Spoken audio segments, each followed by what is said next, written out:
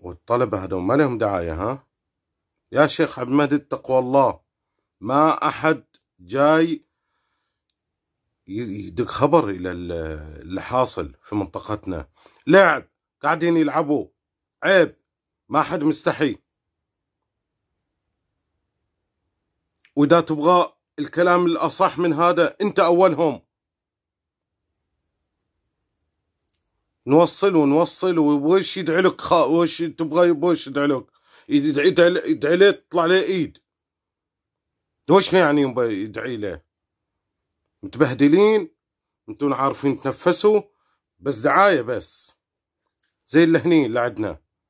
والله بكشف كل شيء.